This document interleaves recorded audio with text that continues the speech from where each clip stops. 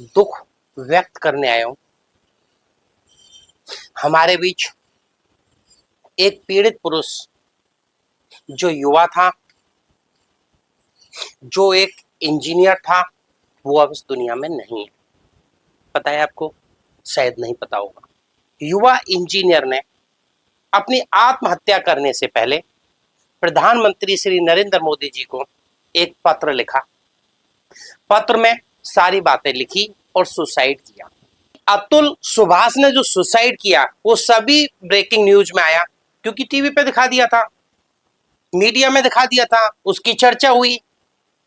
लेकिन शरद चीपा नाम का व्यक्ति जिसने सुसाइड किया वो गुमनामी में चला गया। किससे प्रताड़ित होकर?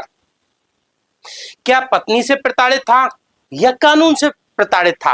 अब इसी पर मैं चर्चा करूंगा। मैं उसके निजी बातों को नहीं व्यक्त करना चाहता। मैं कानूनी प्रक्रिया और कानून के बारे में आपको बताना चाहता हूं, आखिर ऐसा क्यों हो रहा है।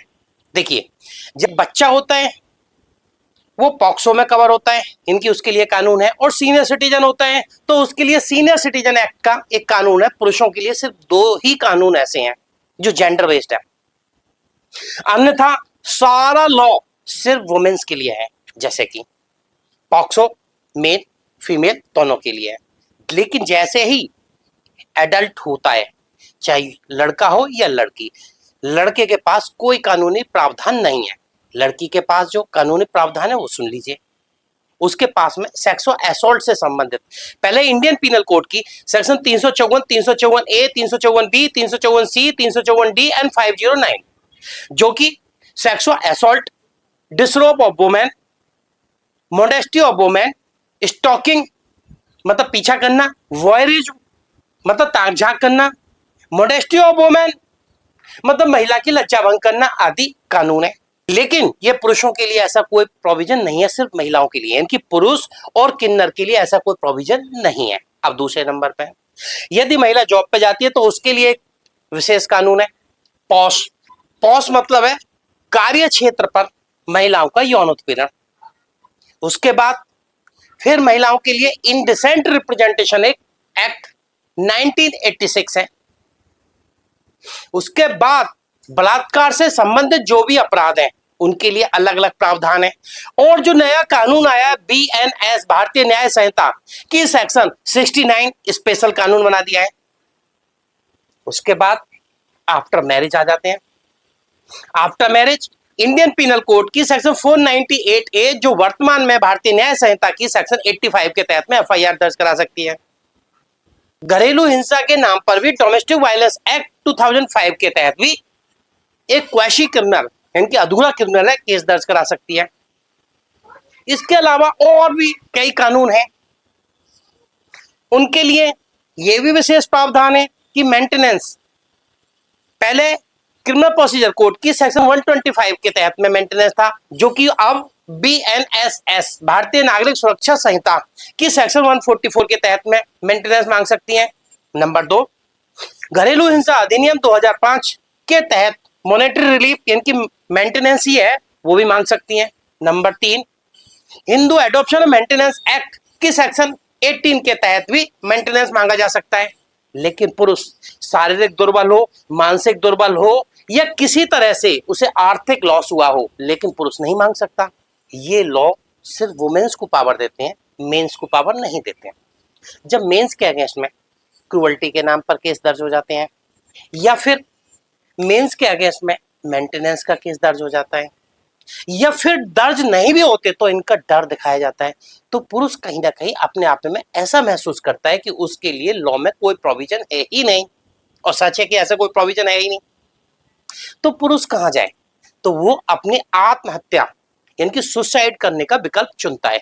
मैं आप सभी से निवेदन करता हूं हाथ जोड़कर, सुसाइड का रास्ता ना चुने। सुसाइड करना मतलब आत्महत्या करना किसी समस्या का समाधान नहीं है। आप कानूनी विकल्प चुनें, अपनी आवाज बुलंद करें। आपकी आवाज को ही तो बुलंद करने के लिए न्याय सेवा दल है। न्याय सेवा दल आपकी आवाज को बुलंद करने के लिए आया है।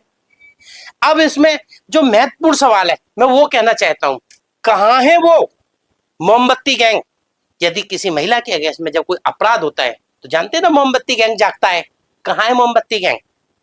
कहां है वो मीडिया जो चीख चीख के बताती है देखो महिलाओं के विरोध में, महिलाओं के अगेंस्ट में ये अपराध किया? जो सोशल एक्टिविस्ट है कहां है? किसी बिल में छिप गए क्या? जो सोशल रिफॉर्मर्स हैं कहां है वो? किसी बिल में छिप गए क्या? बिल में नहीं छिपे, वो सब शांत है, क्योंकि जो पुरुष ने आत्महत्या की है, मामला ये है। यदि पुरुष की जगह ये महिला होती और महिला घरेलू हिंसा से या किसी और बात से प्रताड़ित होकर आत्महत्या करती तो आज जितने भी मैंने नाम लिया वो सड़कों पे होते, प्रोटेस्ट कर रहे होते, मोमबत्ती गैंग जाग गया होता, न्यूज एंकर्स, टीवी वाले, media, print media, social media पे छा रहा होता देखो महिलाओं के अगेंस्ट में किया गया है अपराध। लेकिन पुरुष ने सुसाइड कर दिया, गुमनामी में चला गया, कोई सुनने वाला भी नहीं। मैं एक प्रैक्टिशनर एडवोकेट हूं, सन 2009 से प्रैक्टिस करता हूं, उसके बावजूद मैं सोशल काम भी कर रहा हूं। रीजन भी आप सबको देखते हुए समझते हुए मैं चाहता हूं कि पुरुषों के लिए भी कानून में प्रोविजन होना चाहिए, लॉ में प्रोविजन होना चाहिए। यदि उनके अगेंस्ट में किसी प्रकार की क्रूअल्टी होती है तो वो न्यायालय जा सके। अभी तक तो न्यायालय में जाने का अधिकार भी नहीं है, ये हमारा प्रोविजन है लॉ का। यदि आप लिंग के आधार पर भेदभाव से पीड़ित पुरुष हैं तो आप न्याय सेवा दल से निःशुल्क कानूनी सलाह परामर्श ले सकते हैं। मैं निःशुल्क इसलिए कर रहा हूं, मुझे कोई स्वार्थ नहीं है, लेकिन मैं चाहता हूं एक मूवमेंट खड़ा हो। मैं चाहता हूं पुरुष अपने अधिकारों से अवेयर हो। मैं चाहता हूं कि सभी पुरुष इकट्ठा होकर केंद्र सरकार को जगाएं और बताएं कि सरकार अब जागने का समय है।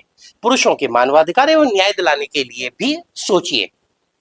पुरुष भी एक ह्यूमन बीइंग है, पुरुष भी आपको टैक्स देते हैं, पुरुष भी आपके लिए वोट देते हैं, पुरुष का भी बराबर का योगदान है, उन्हें नजरअंदाज ना करें। मैं कहना चाहता हूं सुसाइड ना करें, बिल्कुल ना करें। सुसाइड करना किसी समस्या का समाधान नहीं है। सुसाइड का रास्ता बिल्कुल भी ना चुने, बल्कि कानूनी प्रक्रिया को चुने।